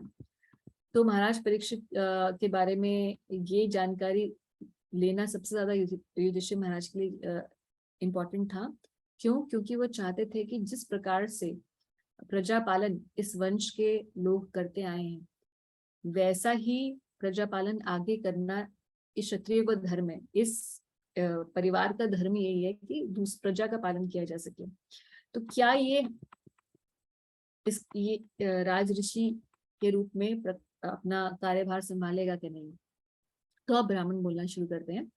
ओ son of Pritha, this child shall be exactly like King Ikshvaku, the son of Manu, in maintaining all those who are born। तो इक्ष्वाकु महाराज कौन है? इक्ष्वाकु महाराज वही हैं जिनके वंश में भगवान राम आए थे। तो इक्ष्वाकु महाराज का नाम काफी फेमस है, इक्ष्वाकु वंश।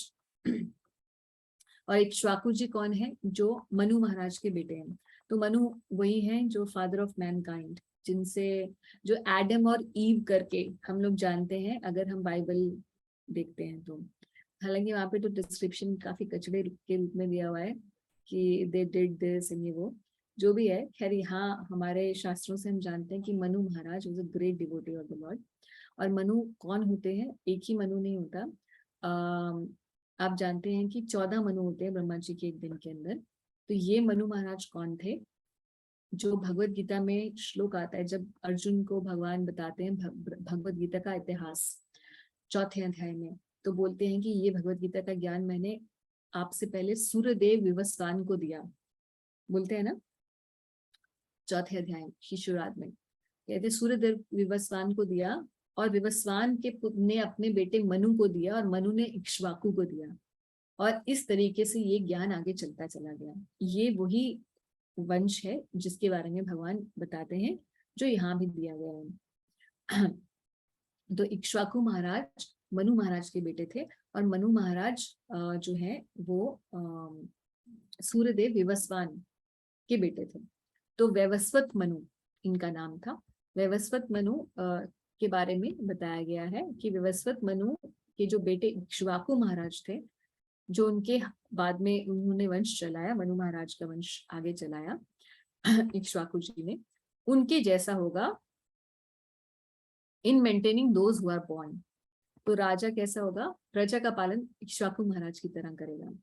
और कह रहे हैं कि अपने as far as following the Brahminical principles, especially in being truthful to his true to his promise, अपने वचन परायणता में वो कैसे होगा, राम जी की तरह होगा, दशरथ महाराज के बेटे राम की तरह होगा। तो ये बात बताई। और फिर आगे क्या बताते हैं, तो प्रभुपाद जी ने लंबे लंबे पर्पस दिए हुए हैं। राम जी का डिस्क्रिप्शन दिया हुआ है, इक्ष्वाकु महाराज का डिस्क्रिप्शन दिया हुआ है, मनु महाराज का डिस्क्रिप्शन दिया हुआ है। तो ये हिस्ट्री शॉर्ट में प्रभुपाद जी ने बताएंगे, पर्पस के अंदर लंबी लंबी है। तो मैंने आपको 2-4 बातों में ही बताने की कोशिश की है। आगे कह रहे हैं कि this child will be a munificent donor of charity. अच्छा, कई बार हम जब ये श्लोक पढ़ते हैं ना, हम सोचते हैं अरे क्या क्यों ही लिखे हुए हैं, कुछ मतलब और इम्पोर्टेंट बातें भागवत है, और भागवत में कृष्ण के बारे में बताओ। हम तो सोचते थे कि भागवत में कृष्ण के बारे में लिखा होगा, और यहाँ पर जगह जगह कई कई राजाओं की ग्लोरीज भी लिखी हुई हैं, है ना, और कई भक्तों की भी ग्लोरीज लिखी होती हैं उसको। और ये सब पढ़ने से हमें क्या फायदा कि वो राजऋषि थे कि नहीं थे, किसके किसके जैसे थे, कर्तव्यपरायण थे कि नहीं थे, मतलब what is the point of reading all this. अगर आपकी भी मन में ऐसी शंकाएं आती है सॉरी, तो उसका मैं अपना व्यू पॉइंट बताती हूँ। पहले क्योंकि मुझे भी ऐसी शंकाएं आ रही थी, तो मुझे लगता था भागवत में तो सिर्फ भगवान के बारे में होना चाहिए, बट एक्चुअली में ये कथा या भक्तों की जो ग्लोरीज पढ़ना है, यहाँ पर हम ग्लोरीज पढ़ रहे हैं महाराज परीक्षित की। तो महाराज परीक्षित भगवान के उत्तम भक्त हैं, अभी हमने पढ़ा। तो जब हम भक्तों की ग्लोरीज पढ़ते हैं, भक्तों का चरित्र पढ़ते हैं, तो जो इंस्पिरेशन हमें मिलती है भक्ति करने की, वैसी इंस्पिरेशन हमें भगवान के चरित्र को पढ़ के नहीं मिलती। और भगवान के चरित्र से जो शुद्धि मिलती है, वैसी ही शुद्धि हमें भक्तों के चरित्र को पढ़ने से मिलती है। इसीलिए भक्तों को अगर भक्ति में आगे बढ़ने की इंस्पिरेशन चाहिए, क्योंकि हमें एक एग्जाम्पल या कैरेक्टर, कोई पर्सन चाहिए होता है ना, जो हमारा रोल मॉडल हो। तो भगवान तो हमारे गोल हैं, वो हमारे रोल मॉडल उस सेंस में नहीं हो सकते क्योंकि he is not a devotee. But when we see a great devotee, we can take qualities, we can learn from them, we can imbibe their qualities, because then we understand what are those qualities which make them so special that they are so great in the eyes of Krishna. तो ऐसे चैतन्य चरितामृत में एक, जब हम आदि लीला शुरू करते हैं, तो कुछ चैप्टर्स आते हैं जिसमें आपने पढ़ा होगा, अगर आप कई भक्त पढ़ चुके होंगे शायद। तो शुरुआत में आता है चैतन्य ट्री का डिस्क्रिप्शन आदि लीला में, जिसमें चैतन्य ट्री की महाप्रभु के जो दिग्गज भक्त थे, जैसे अद्वैत आचार्य, नित्यानंद प्रभु, ये 2 ब्रांचेस थी, गदाधर प्रभु की ब्रांच, फिर उसके सब ब्रांचेस कौन थी। तो भक्तों के नाम आते जाते हैं मतलब कई पन्ने भरे हुए हैं कि फिर उनके डिसाइपल ये हुए, फिर उनके डिसाइपल ये हुए, उनकी ये क्वालिटीज थी, उनका डिसाइपल ये हुआ, उसकी ये क्वालिटीज थी। तो पढ़ के ऐसे मतलब जो हम पढ़ते हैं तो ऐसा लगता है कि अरे हमने तो शुरुआत की थी चैतन्य चरितामृत की ये देखने के लिए कि चैतन्य महाप्रभु का क्या चरित्र है, चैतन्य चरित्र अमृत है ना, पढ़ने में कुछ और ही मिल रहा है। तो कई भक्त ना उसको या तो स्किप कर देते हैं या बोर हो जाते हैं, और दे जंप ओवर इट और they stop reading it, they close the CC.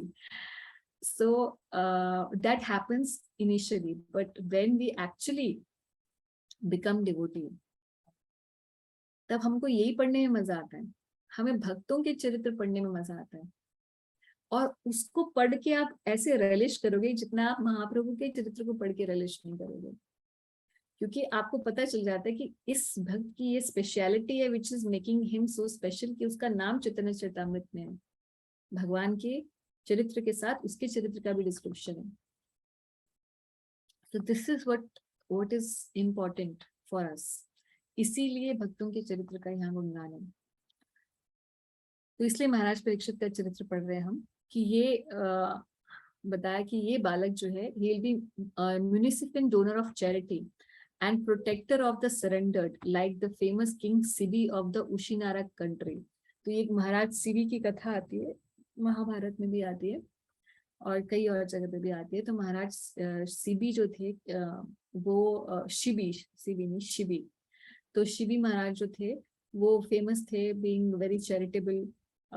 तो देवताओं ने इनका टेस्ट लेने की कोशिश की कि देखते हैं कितनी चैरिटी कर सकता है। तो देवताओं ने क्या किया कि एक बन गए ईगल और एक बन गए पिजन, मतलब एक कबूतर और एक बाज। तो बाज कबूतर को खाने की कोशिश कर रहा है। तो अब कबूतर आ गया किसकी शरण में, महाराज शिबी की शरण में आया और बोला कि आप जो है प्रजापालक हैं और मुझे आश्रय दीजिए। तो महाराज शिबी ने कहा ठीक है। तो उसको बोला बाज को कि तुम्हें इसका मांस चाहिए, कोई बात नहीं, मैं कुछ और दे देता हूँ, इसके बदले किसी और का कुछ और मांस दे देता हूँ। बोलते नहीं नहीं, बोलते चलो महाराज शिव बोलते हैं कि ठीक है, फिर मैं अपना मांस तुम्हें देता हूँ। और अपने अंग काट के देने लग गए, to the equal to the weight of the pigeon. और वो पिजन तो ये दोनों तो थे देवता, तो पिजन का वेट बढ़ता चला जा रहा।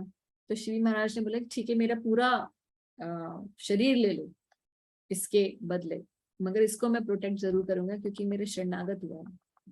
तो ऐसा प्रजा पालन का जो भाव था महाराज शिवी का, उसको देख के देवताओं ने इनकी ख्याति बहुत फैल गई और शिवी महाराज को फिर स्वर्ग की प्राप्ति हुई देवताओं की कृपा से, क्योंकि वो इतने कर्तव्य परायण थे कि अब राजा का कर्तव्य है कि शरण में आए हुए की रक्षा करना।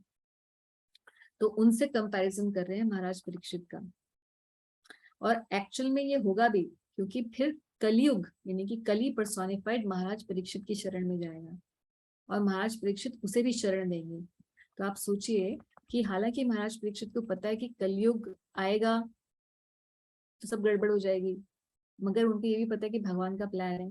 और दूसरी बात ये कि कलयुग जो है यानी कि कली पर्सोनिफाइड महाराज परीक्षित की शरण में आके बोलते हैं आपने सबको स्थान दिया हुआ है, तो मुझे भी अपनी किंगडम में कोई स्थान दीजिए, मैं आपकी शरण में हूँ। तो महाराज परीक्षित बोलते ठीक है, तुम्हें मैं स्थान देता हूँ। कहाँ पर? जहां पर लोग 4 काम करते हैं, 4 जगह रह सकते हो तुम, और मेरी किंगडम में तुम्हें कोई जगह नहीं है। कौन सी 4 जगह बताई? द्यूतम पानम स्त्रियम, और बेसिकली द्यूत जहाँ खेलते हैं लोग, जुआ खेल रहे हैं वहां रह सकते हो। स्त्रियम मतलब सूनम मतलब कि आप वहां रह सकते हो जहाँ पर इंटॉक्सिकेशन होती है, जहाँ पर आप गैम्बलिंग होती है, जहाँ पर इलिसिट सेक्स होता है, जहाँ पर मीट ईटिंग होती है। तो ये 4 जगह जहाँ है, अगर मेरी किंगडम में ऐसे कोई कर रहा है तो वहां जाके तुम रह सकते हो और कहीं तुम्हारा ठिकाना नहीं है। तो महाराज परीक्षित ने उन्हें भी शरण दी। And he will expand, Maharaj Parikshit के बारे में, that he will expand the name and fame of his family like Bharat the son of Maharaj Dushyant. तो दुष्यंत जी की कथा आपको पता है, भरत जो दुष्यंत के और शकुंतला के बेटे थे। जैसे ही महाभारत शुरू होती है तो दुष्यंत और शकुंतला की कथा शुरू होती है और भरत महाराज का इतिहास शुरू होता है कि दुष्यंत, ये बहुत फेमस है, सबको पता है, तो I will not narrate the story of Bharat Maharaj. और प्रभुपाद यहाँ बताते हैं कि 3-4 भरत नाम से बहुत विख्यात हैं। एक तो दुष्यंत महाराज के जो बेटे भरत थे, शकुंतला और दुष्यंत के, जिनके जो कि 4 फादर्स थे पांडवों की। इसलिए जैसे ही महाभारत शुरू होती है तो ये दुष्यंत और शकुंतला की कथा शुरू होती है, महाराज दुष्यंत और शकुंतला की, और उसके बाद फिर शांतनु महाराज की कथा होती है और उस प्रकार से फिर महाभारत शुरू होती है। और फिर एक भरत महाराज थे जो कि राम जी के भाई थे भरत। और एक और भरत कौन है, जो कि महाराज ऋषभ देव, भगवान ऋषभ देव महाराज, वो किंग भी थे महाराज ऋषभ देव, भगवान ऋषभ देव के पुत्र भरत, जिन्होंने सब कुछ त्याग दिया था, गृह त्याग दिया था, और फिर वो याद है आपको, हिरण बने थे, फिर अगले जन्म में फिर जड़ भरत बने, वो वाला जो है वो भी महाराज भरत। तो कह रहे हैं कि ये भारत वंश का मतलब ये जो भारत हमारी कंट्री का नाम है, प्रभुपाद कह रहे हैं कि हिस्टोरियंस के अलग अलग व्यू हैं। कई बोलते हैं महाराज दुष्यंत के जो बेटे भरत हैं उनकी वजह से इसका नाम भारतवर्ष है, मगर प्रभुपाद कहते हैं कि most likely and as far as he is concern, Prabhupada is saying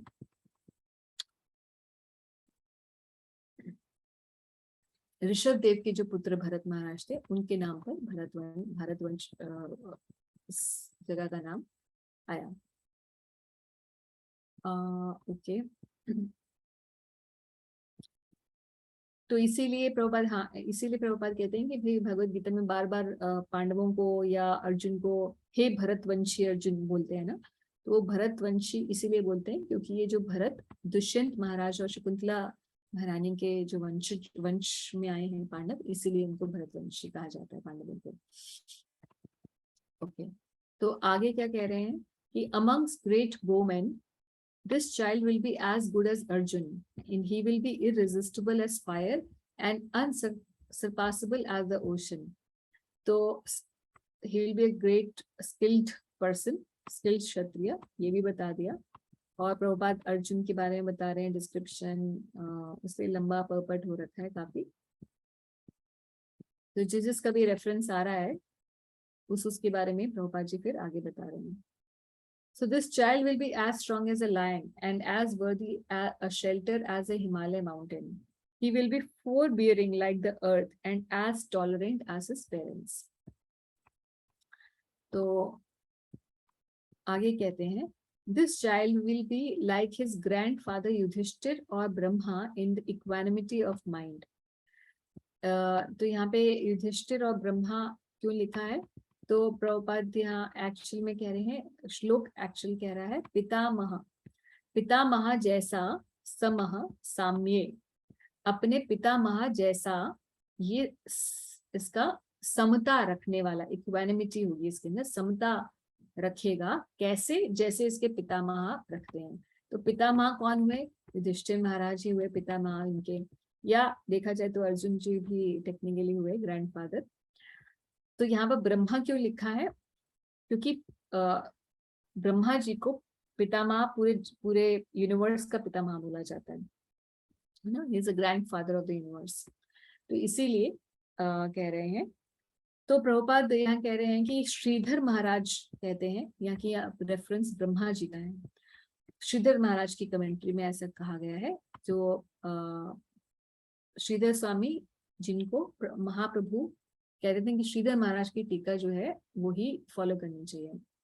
और विश्वनाथ चक्रवर्ती ठाकुर कहते हैं कि यहाँ पे जो ग्रैंडफादर या पितामह का रेफरेंस है महाराज युधिष्ठिर के लिए, but in both cases the comparison is equally good, Prabhupada says, because both of them are recognized representative of the Supreme Lord, and thus both of them have to maintain mental equanimity. क्योंकि जब भी आप किसी high post पर है, responsible post पर हैं, like a king for Yudhishthira Maharaj और ब्रह्मा जी, they have to keep equanimity of mind.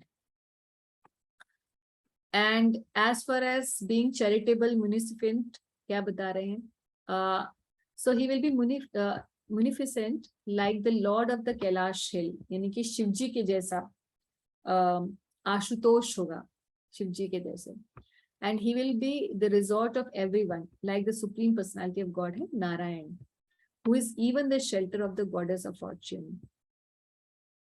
यानी कि सबको आश्रय देने वाला होगा, ऐसा ही राजा को होना चाहिए जो आश्रय देने वाला हो दूसरों को। फिर कह रहे हैं कि this child will also be as good as lord Shri Krishna by following in his footsteps. तो बात वही आ गई, हम अभी थोड़ी देर पहले डिस्कस कर रहे थे कि भक्त इतना स्पेशल क्यों होता है, क्योंकि he is following the footsteps of Krishna, he is following somebody great, that's why he becomes great.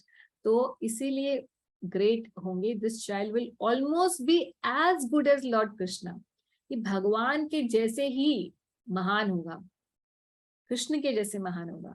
क्यों? Because he will be following in his footsteps, इनके भगवान कृष्ण का अनुसरण करने वाला, उनकी सिखाई हुई शिक्षाओं का अनुसरण करने वाला होगा, इसलिए महान होगा। और मैग्नानिमिटी में कैसा होगा? रंतिदेव महाराज के जैसा होगा। और रिलीजन में he will be like king Maharaj Yayati, तो ये रंती देव महाराज कौन थे, महाराज ययाति कौन थे, इसके बारे में प्रभुपाद जी आगे बताते हैं। तो महाराज ययाति तो वही है, ययाति के ही पुत्र थे यदु, और यदु वंश में ही श्री कृष्ण आए। तो महाराज ययाति की कथा 9वें स्कंद में आती है कि उनके, यहाँ पे लंबा डिस्क्रिप्शन है, थोड़ी कथा इस प्रकार से है कि समझनी आसान नहीं है। क्योंकि महाराज ययाति का कैरेक्टर एक ऐसे व्यक्ति का डिस्क्रिप्शन है जो kind of sold out to his senses, ऐसा डिस्क्रिप्शन है। But later he also becomes he in his later age he realizes his mistake, and then he finally becomes attains a higher planet, स्वर्ग प्राप्ति करते हैं, और आगे और उनको और भी प्राप्ति होती है। क्यों? क्योंकि ययाति महाराज के बेटे होते हैं यदु महाराज, और यदु महाराज से यादवों का वंश शुरू होता है। और ययाति महाराज के बारे में एक और हिस्टोरिकल इंपॉर्टेंट बात प्रभुपाद यहाँ बताते हैं कि ययाति महाराज वो ग्रेट एम्परर हैं, ऐसे महाराज रहे हैं जिनके वंशज ही आज पूरे, जिसको हम अर्थ प्लैनेट समझते हैं और उसमें हम 7 कॉन्टिनेंट समझते हैं, तो 7 कॉन्टिनेंट्स में जितने भी आर्यन या नॉन आर्यन या यूरोपियन हैं या टर्किश हैं या मलेच्छ हैं, जिनको यवन या मलेच्छ कहा जाता है, ये सब ययाति महाराज के जो पुत्र हुए, 5 पुत्र थे, उन्हीं के ही फर्दर बच्चे हैं। So he is the original forefather of all great nations of the world who belong to the Aryan and Indo-European stock. अगर आप इस भागवत से हिस्ट्री पढ़ेंगे तो आप 9th कैंटो में ययाति महाराज के पुत्रों का डिस्क्रिप्शन पढ़ेंगे कि फिर उनके पुत्र जो थे, एक्चुअली ययाति महाराज की जो 2 वाइफ्स हुई, एक तो शुक्राचार्य की बेटी देवयानी थी और एक थी देवयानी के साथ शर्मिष्ठा। ये कथा 9वें स्कंद में आती है। तो Sharmishtha was actually the king's daughter, but she offended Devayani who was the daughter of Shukracharya. So finally Yayati was supposed to marry Devyani, and Sarmishta also went with Devyani. So he begot 5 sons, 5 बेटे हुए इन दोनों स्त्रियों से। उनका नाम यहाँ दिया भी हुआ है, और इन्हीं के द्वारा यदु, तुर्वासु, ध्रुयु, अनु और पुरु, इन 5 पुत्रों के ही 5 डायनेस्टीज बनी। एक तो यदु से यदु महाराज का वंश आया, यादवों का वंश, और यवन वंश जो है, जो टर्कीज हैं या यवन है, जो मुस्लिम पूरी कंट्रीज के अंदर हैं, वो सारे अलग डायनेस्टी बनी। जो तुर्वसु से तुर्किस्तान आया, ये पूरी जो डिटेल्ड हिस्टोरिकल एविडेंसेस है 9th कैंटो के अंदर है। फिर भोज वंश आया और मलेच्छ आए जो कि ग्रीक्स हुए, और फिर उसके बाद पुरुरवा डायनेस्टी जिसमें पुरु महाराज का वंश आया। तो ये सारे वंश जो हैं, ये सब आज की जितने भी वेस्टर्न, यूरोपियन, इंडियन, एशियंस, ये सारे हैं जो हमें अभी दिखाई देते हैं, ये सारे के सारे ययाति महाराज के वंशज हैं।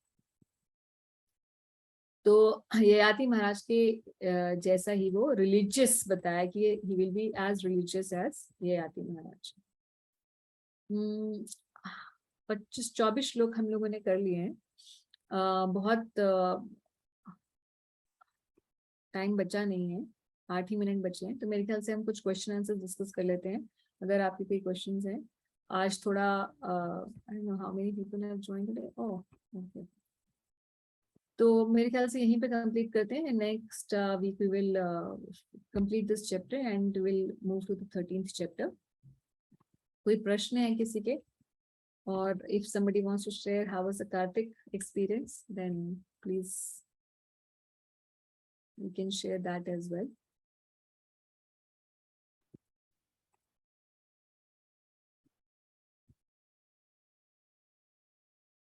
सबका दीपदान चलता रहा कार्तिक में?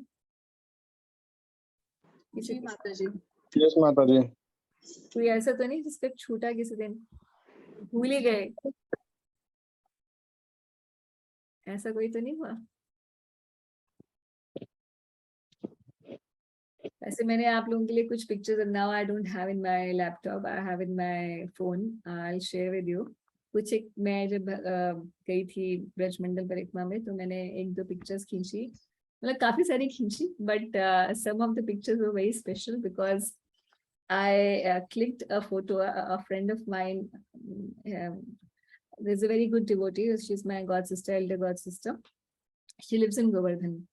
तो उनके वो प्रीचिंग करती हैं चाइना में, but she is from Ukraine, and because she is from Ukraine, she she translated all the books of Srila Prabhupada in Ukrainian and Russian languages. So she translated the Chaitanya Charitamrita, Bhagavad Gita and Bhagavatam and many other books. So that's why a lot of devotees are in touch with her. So I clicked one picture in which Chinese, Russians and Ukrainians. We all of, and I was also there with Kishori. We are all sitting together. We are all having prasad together. And I was translating to the Chinese devotees because, and she was translating to the Russians because the lecture was happening in Hindi. तो हम हिंदी से उनको करके कर रहे थे. Then I was really feeling that this is the picture to be shared, क्योंकि प्रभुपाद जी ने ऐसा मूवमेंट बनाया है, मतलब दुनिया में चाहे कुछ भी होता रहे, मगर एक्चुअल यूनाइटेड नेशंस हमें दिखने को मिलता है भक्त समाज के अंदर. So I will share that picture with you, friend, जो मेरे कुछ फ्रेंड्स के साथ पिक्चर्स हैं. So that was one experience that I wanted to share. Anybody else who wants to share some experience of Kartik? Anything special that you felt कि हाँ कार्तिक से मुझे करने से I am feeling a change in myself, because Kartik is very special. उसके बाद हमें we feel very joyous and motivated. ऐसा आपको कुछ special feel हुआ, नहीं हुआ after Kartik? मुझे ही feel हुआ है और किसी भी feel नहीं हुआ. Mataji, I got initiation in Kartik month, so really oh, special for me. Yes, yes, sorry. अरे नाम भी change कर दिया, बलि Gaurangi. Yeah. So Benu got initiated in Kartik just few days. I think on Kartik Ekadashi पे ना, हाँ, Ekadashi पे. Yeah. तो इनको नाम मिला है बलि Gaurangi, like powerful Gaurangi, Radha Rani who's very powerful. That's great. So congratulations to Bali Gaurangi Devi Dasi. Thank you, Mataji. So आपके लिए तो ये वाला कार्तिक बहुत ही स्पेशल हो गया. Very, very special, Mataji, and that too in Vrindavan Dham. I mean, it was looking like कि सब कुछ auspicious है. Very special. Yes. So do you want to tell devotees what is the difference that you're feeling after being initiated, and because you have been a devotee for so many years, है ना? Yes, Mataji. अब क्या फर्क feel हो रहा है? वही तो 16 माला करनी है, वही तो प्रसाद खाना है, क्या डिफरेंस है?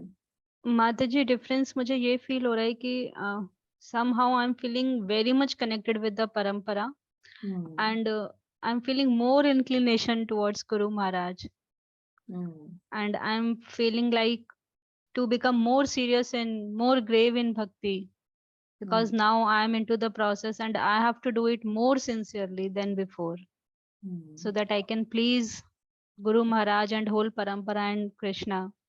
So the difference actually बढ़ जाती है, sincerity बढ़ जाती है ना? Yes, yes, Mataji. और connection भी बढ़ जाता है. You feel connected. You're officially connected to the parampara. Yes, from the very next day and on the same day even, I was feeling so connected. Yeah, and I think also we feel very much protected. Yes, yes, Mataji.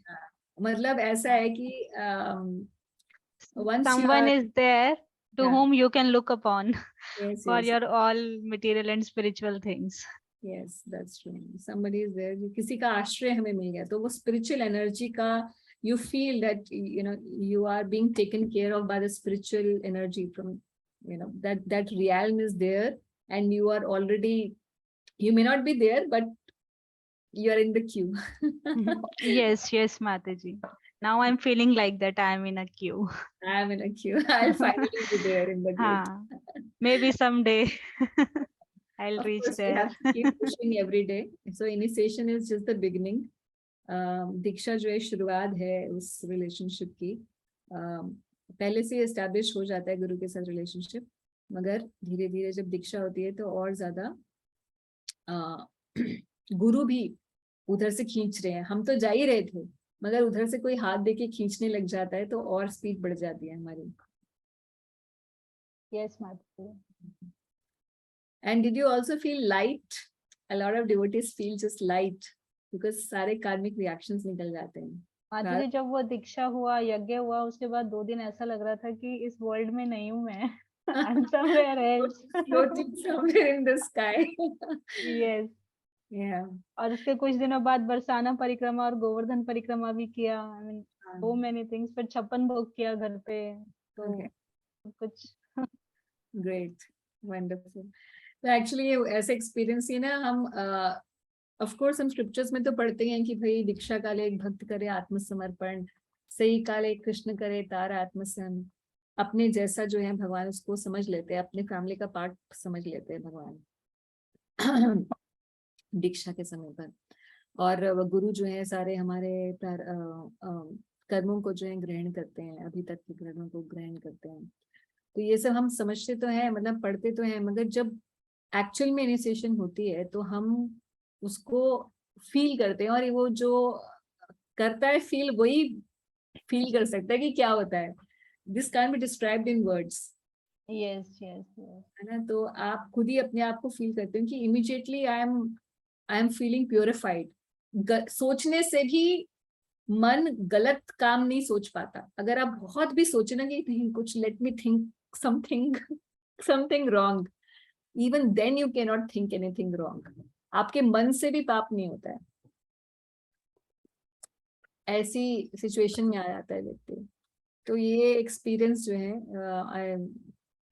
everybody has to go through to feel the potency of Diksha. Great. Congress माता जी. माता जी जैसे अभी आप discuss का बता रहे थे कि this feeling and all this, is it like temporary or it continues? It depends on us. So the All point is that of course the spiritual master takes the karmic reactions, but he doesn't takes the कूट नहीं खत्म होता. हमारे भजन क्रिया से कूट खत्म होता है. मतलब भजन क्रिया अगर हम करते रहेंगे, हम कोई कॉन्शियसली गड़बड़ नहीं करेंगे, तो हमारा वो स्टेटस मेंटेन रहेगा. But if we do and we get back to our old habits, which happens usually the case, क्योंकि कूट खत्म नहीं हुआ होता, but we are supposed to do it. तो हमारी सिचुएशन वैसी हो जाती है. So Mataji, what is Koot? Koot is your proclivity to sin. Okay. So भजन क्रिया करने से धीरे धीरे ये जो प्रोक्लिविटी है वो भी खत्म हो जाती है. और इनफैक्ट दैट चेक हमारा ना चेक रहता है हमेशा कि oh I am doing something wrong, तो I am responsible for my actions to my spiritual master. I am answerable for them, and even the spiritual master will be implicated by my wrongdoings. So you become even more. जैसे एक बच्चा छोटा था वो बड़ा हो जाता है, तो बड़ा हो जाता है तो वो गलत काम करता है तो सोचता है अरे नहीं सब मेरे पापा को लोग बोलेंगे कि अरे उसका बेटा ऐसे कर रहा है ना. वैसे ही हो जाता है कि we become responsible. I am doing sinful act, but my guru will be implicated also. I will be there, but guru will also be implicated. So you become even more responsible in your actions. So that is also a very wonderful thing to keep a check on us. Mataji, जो ये guru getting implicated, this is true for when guru is prakat in this world and even went back to Vaikuntha. Yeah. So even प्रकट है या प्रभुपाद जी ने बोला कि जब तक भी एक भी sincere disciple मतलब जो है रहता है वापस, तो गुरु is implicated till then. अगर उसका एक भी डिसाइपल रह गया है, ठीक है, वर्ल्ड में, तो guru is still responsible to implicated in the sense that he will be, either he has to come back to the material world, preach again to reclaim that soul, or in some other way, through sending some other devotee, some way or the other, he will remain implicated कि जब तक ये जाएगा नहीं तब तक मुझे responsibility करनी पड़ेगी. मतलब ये ऐसा टीचर है कि जब तक क्लास का हर बच्चा पास नहीं हो जाएगा तब तक वो पढ़ाते रहेगा.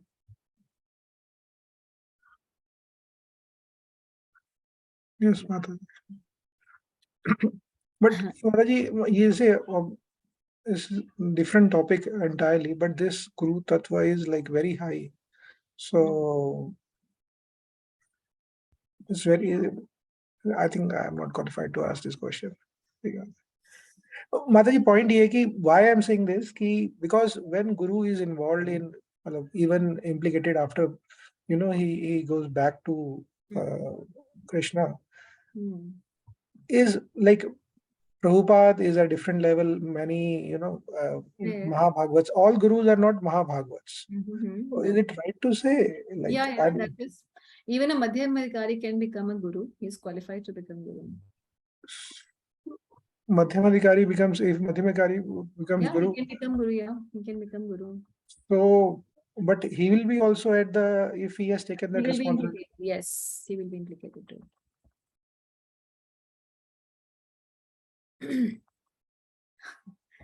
That's why, तो मध्यम अधिकारी को गुरु बनने के लिए इसलिए है क्योंकि मध्यम अधिकारी प्रीचर है.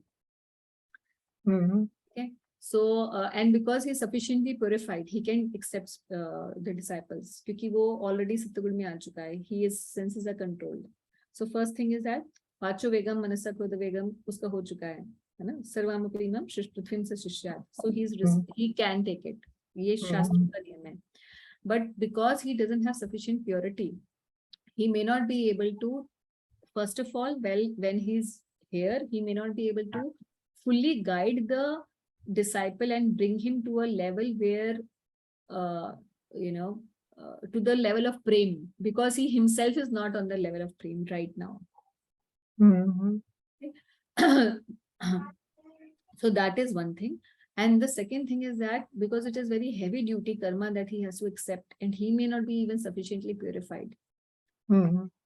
So that is why he should not officially become the initiating spiritual master, although he can be a Shiksha Guru. But if his spiritual master gives him this service that you have to, then as a service to the spiritual master, if he is doing, that's a different thing. ऊपर pass on हो गया. फिर वो ऊपर pass on हो जाएगा. Delegated responsibility हो जाएगी फिर. And all the gurus that GBC assigns, it's as per for service to Prabhupada, isn't it? Sorry, all the GBCs are? Well, all the gurus that GBC passes them. Yes, so this is only their service to Prabhupada, isn't it? They do it as a service. Every disciple who becomes a guru has to do it as a service to his guru, otherwise he'll be lost. Nobody is like Prahlad who can take the sins of everyone and still be Prahlad. Just, it's not a joke. हम अपने ही कर्मों को नहीं झेल पाता एक living entity. अनादि काल से इतने जन्मों में हमने कितने कर्म किए हैं, उन्हीं को ही हम नहीं झेल पाते. अपना ही देख ले.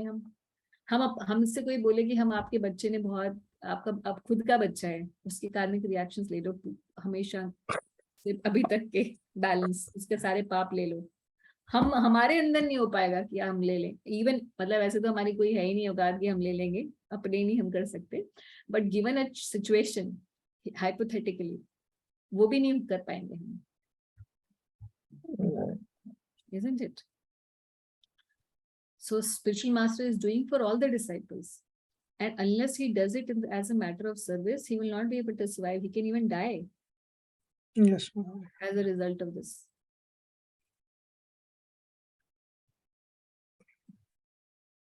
It's a very heavy topic. It is. आप ना ये गौर गोविंद स्वामी महाराज की बुक्स हैं गुरु तत्व पे, you can read them. I suggest this book, Shri गुरु चरण पद्म करके है उनकी, और एक और है गुरु तत्व पे एम्बार्कमेंट और सेपरेशन नहीं, नाम याद नहीं आ रहा एग्जैक्टली, मैं आपको लिख के भेज दूंगी कि ये वाली बुक है, इसको आप अगर पढ़ेंगे, it's a very well explained authoritative book on गुरु तत्व, गौर गोविंद स्वामी महाराज की।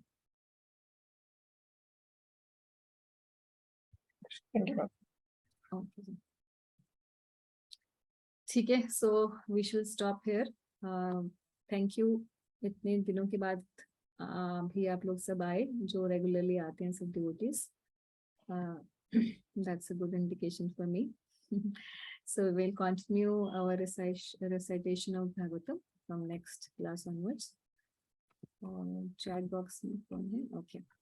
ओम शकलपतरुभ्यश्च कृपासिन्धुभ्यो कृपा सिंधु देवस्य पतिनां पावनेभ्यो वैष्णवेभ्यो, अनंत कोटि वैष्णव की जय, श्रीमद् भागवतम की जय, श्री प्रभुपाद की जय।